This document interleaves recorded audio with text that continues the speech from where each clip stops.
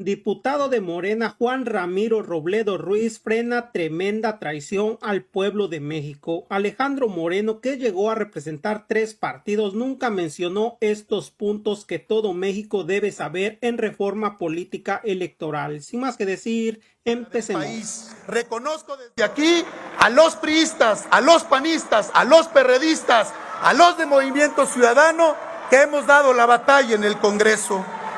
Estoy a favor de una oposición que tenga la capacidad de serlo a partir de razones y principios fundados y que también pueda colaborar con argumentos sin que por eso sea cooptada o amenazada. Reivindico también la condición democrática de la fórmula coalicionista en la lucha por el poder y del valor de constituir frentes políticos entre fuerzas afines y críticas hacia el gobierno. Soy un activo y comprometido defensor de tales fórmulas, aún a costa de los costos que he tenido que asumir por ello. Llamo a honrar principios que tantas veces se aluden en este recinto, reconocer la contribución de quienes nos oponemos y la libertad de hacerlo sin amenazas, sin intimidación, consolidar la división de poderes, dar el debate político y legislativo tal y como sucedió en la generación de la reforma, amparada en el espíritu y la letra de la Constitución de 1857. Estamos a tiempo, compañeras y compañeros. Es tiempo de encaminar de forma sólida nuestro destino democrático y de impulsar la reforma del poder. Hay que acabar con el presidencialismo rancio que tanto le ha hecho daño a este país. Hagámoslo no por la causa de un partido, sino la causa superior que se llama México. Y les quiero decir a todos, les quiero agradecer su atención.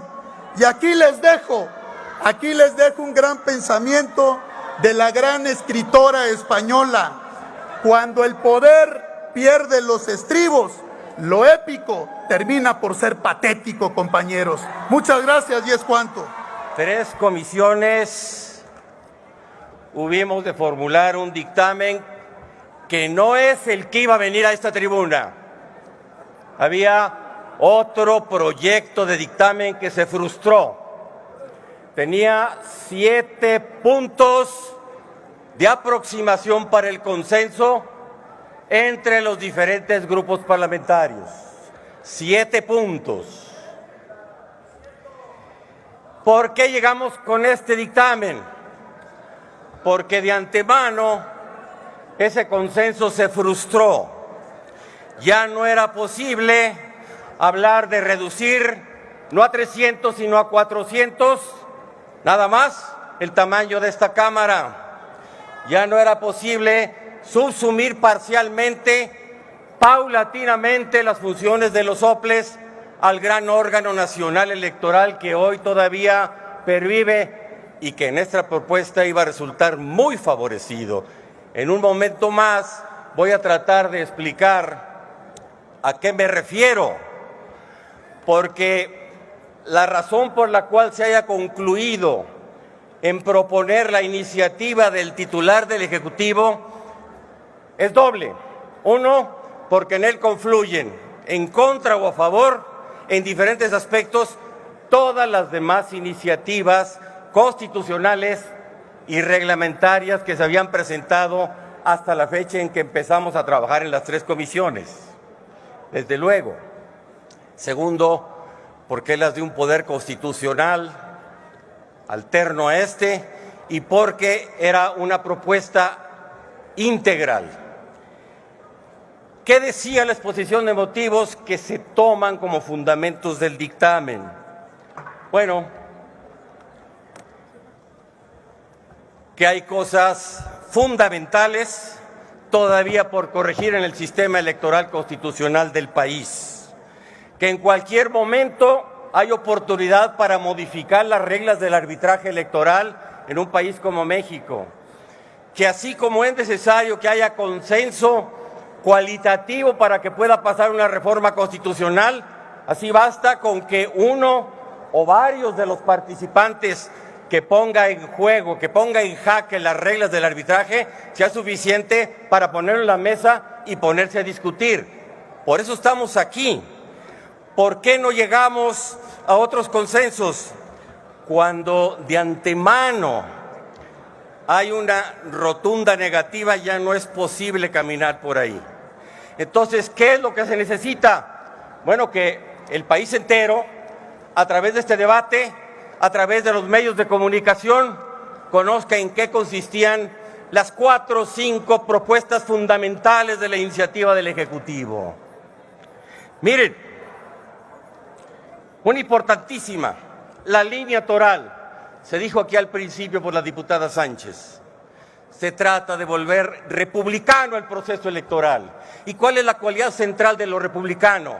Lo transitorio, lo renovable y lo austero. Lo austero. Esa regla que trata de permear toda la lógica de la política pública y de la acción administrativa, debe tomarla, en parte lo ha hecho este Congreso, pero deben tomar todos los espacios de la vida pública del país. Por eso la propuesta de reducir el financiamiento, los costos de la elección y el financiamiento en forma de prerrogativa a los partidos. Esto es importantísimo. ¿Quién se atrevía a decir que no? Solamente utilizando otros argumentos se podía decir que no a la propuesta de reducirle hasta 1/3 el dinero a los partidos políticos. Solamente utilizando otros argumentos se puede decir que no a la propuesta de quitar 200 diputados que en el lenguaje popular, los plurinominales, no son exactamente los de representación proporcional. Eso lo entendemos nosotros acá. Los plurinominales para el común de los mexicanos son los 200 diputados que no hacen campaña y que se sientan aquí en la curul y que a ojos de los mexicanos, de las mexicanas, no deberían llegar así. La propuesta fue quitar a ellos y cambiar la fórmula electoral por listas para cada estado de la República, en un número por cada estado más o menos acorde a su proporción. Esa propuesta es muy importante y ni siquiera se alcanzó a discutir.